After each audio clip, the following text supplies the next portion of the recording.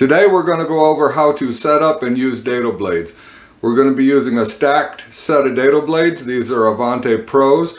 They're not the most expensive dado blade in the world. They're a good quality blade and these have lasted me a long time.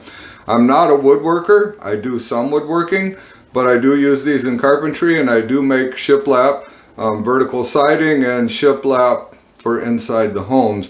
And very rarely do I purchase ready-made shiplap. I just throw in the dado blades and I do it myself. But we are going to go over a lap joint and a shiplap joint, and we're going to see, and we'll even go over a groove for a shelf or something like that you would do in woodworking. Hi everybody, I'm Jim Dierdorf and this is Detroit DIY. Let's get started. First, let's go over what you're going to get in a stacked dado set. You're going to get chippers.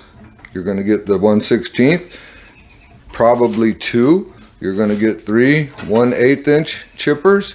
You're going to get 2 outside blades and multiple shims. These shims are for fine adjustment. They're very thin and they're to be used between the chippers and the outside blade, or between the chippers and the chippers, to get the exact thickness of cut that you want with the dado blade. Then 2 of the shims here are much thicker. They're 60 millimeters. These have to be used between the chipper and the outside blades. There's only 2 of them. The rest of them are for fine tuning.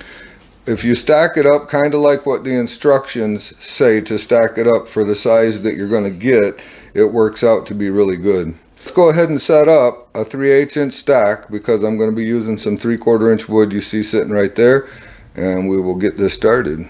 Always remember, no matter what my videos or what I say in my videos, to go to your operating instructions, read them.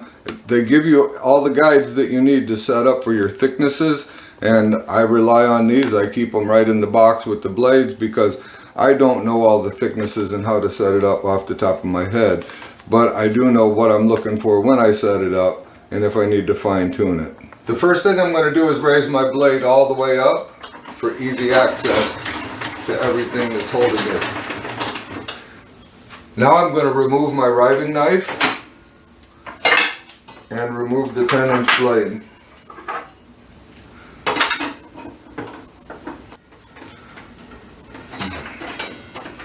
There we go. When you're doing this, always make sure that your saw is unplugged. You never know, right? Even though you're nowhere near the switch, stranger things have happened. Now that my riving knife is out, my instructions say I need the 2 outside blades, 1/8 inch chipper, and obviously the 2 60 millimeter shims to get a 3/8 inch stack. So let's put them in there. So first we're going to start with 1 outside blade. It'll tell you right on here this side faces out, which would be the teeth will always face towards you because the table saw rotates towards you. Then we're going to put in 1 60 millimeter shim.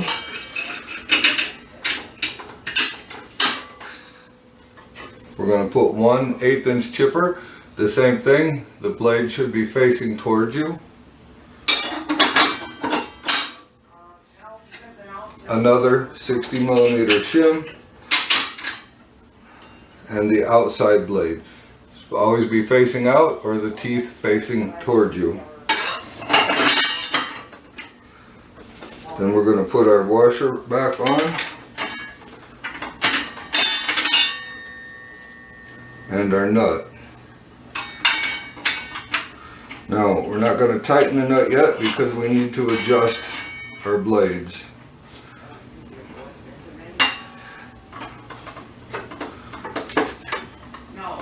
I do want to snug them up a little bit so that there's no slop in the blades, but yet I can still rotate them and move them freely.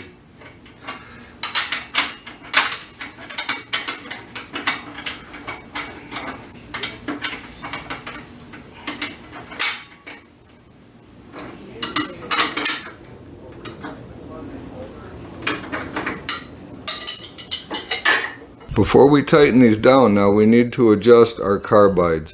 You do not want the chipper carbide touching the blade carbide. So that needs to get moved back. I'll show you what I mean. So we need to rotate this blade forward. We need to get that carbide in this opening of the blade. And I'm going to rotate the whole stack back. Just like that. So I will line these just like that. I'll push this one back a little bit more, and I'm going to pull the chipper slightly forward so that I get it just a little further into that opening. This is the exact configuration that we're looking for. And as you use more chippers, it's the same thing. You want to oppose your chippers. We'll set up a stack like that too in a little bit. We want to oppose your chippers so that you can make sure that they're 90 degrees of each other, and then also to make sure that they're all in the clear of the carbides of the other blades. Do not run this with these carbides in contact of each other. This could be very dangerous. I've removed the outside blade and the 60,000 shim, and I've just set in a second chipper so that you can see the arrangement. And it would be the same thing if you put a third chipper.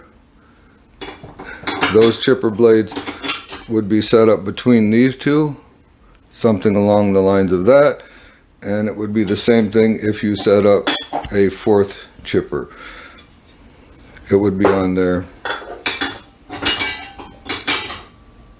with the arrangement like that.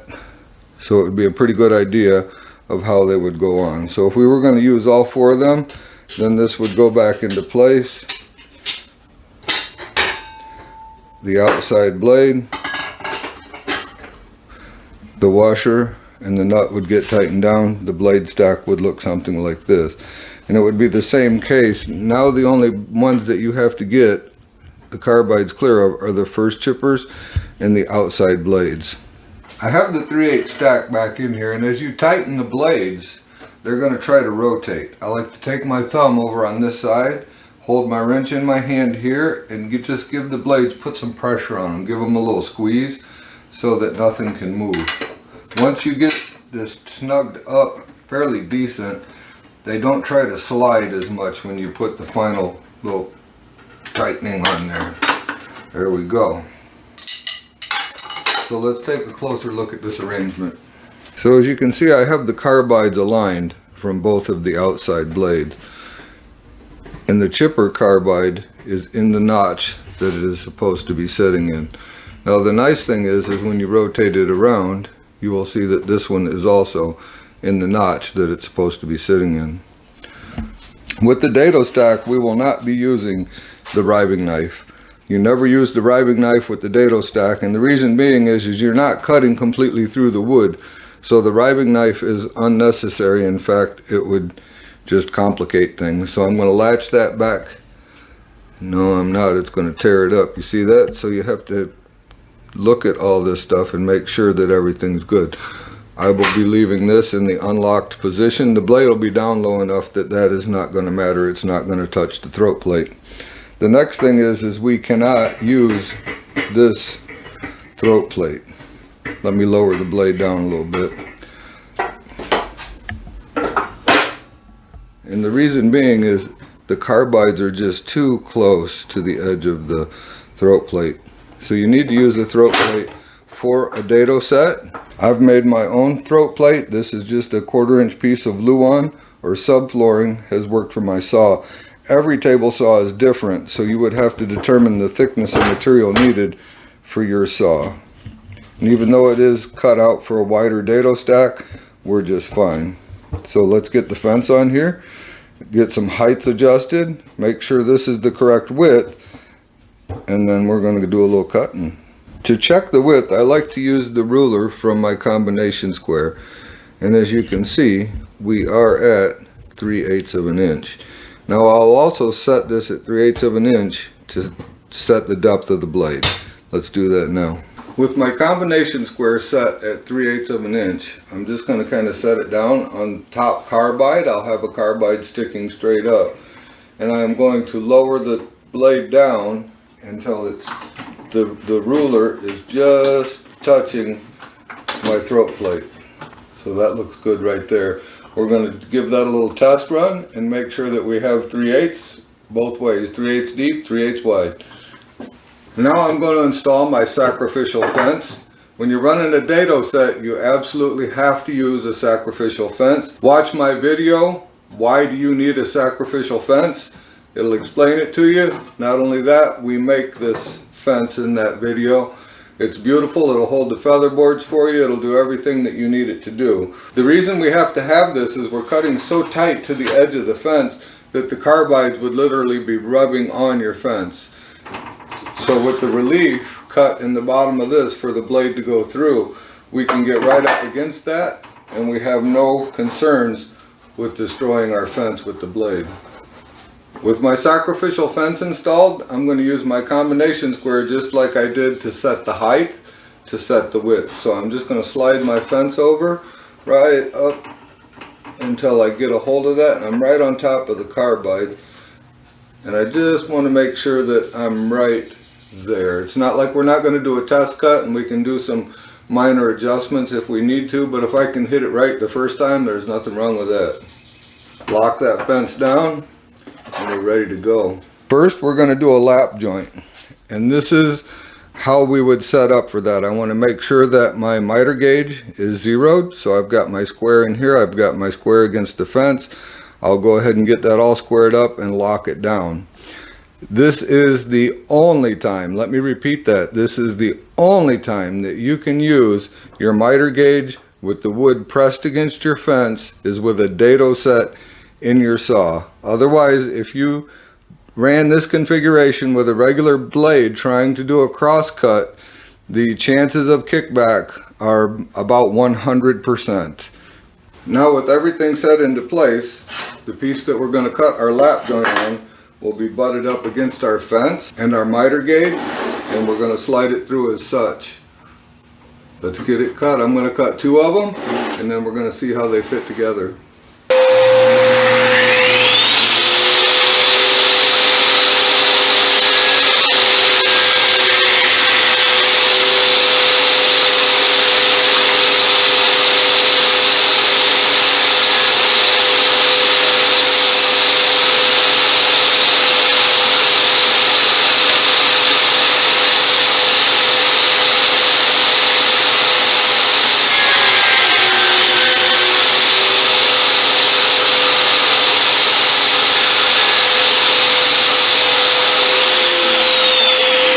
Here's the dado cut from the first pass through. Now you saw me run it through twice, and the reason that I ran it through twice is because the chipper the teeth is spaced so far on the chipper that it doesn't clean real good. So if you run it through twice, you get a really clean edge. You can see how good that looks.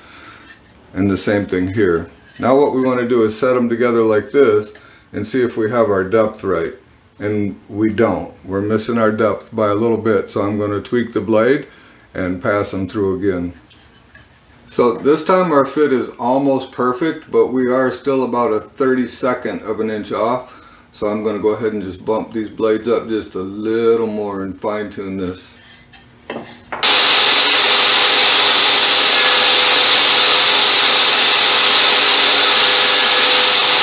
That adjustment did it. We now have a nice fit. The boards fit together nice. If they were to be glued and clamped, you would never really see any issue at all. However, if we were doing a lap joint for a corner, we would now need to check and make sure that we were correct for that, or that our fence was set correctly. And as you can see, there's a gap. So that means that the fence needs to get bumped over just a little bit so the dado can be a little bit deeper. Let's do that.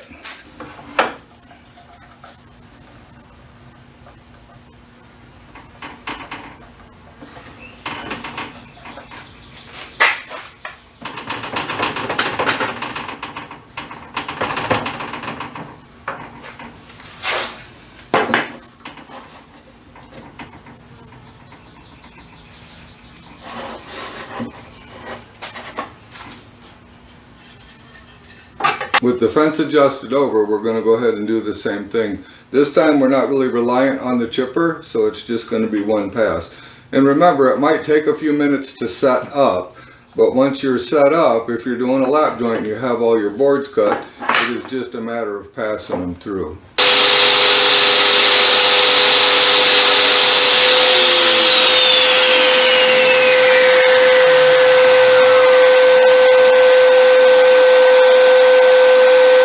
So as you can see, it took a few minutes to get the adjustment just perfect, but right now we do have a very nice tight lap joint, which is good.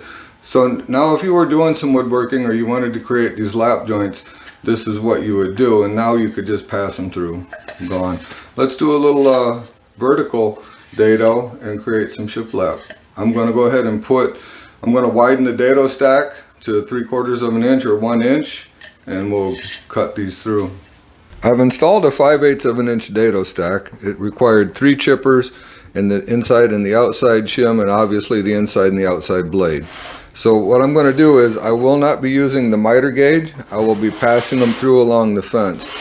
I will pass them through 1 cut on one side, 1 cut on the opposite side, and the same thing with the other board, and then I'll adjust the fence over to 1 inch from the blade and do it again. Let's do it.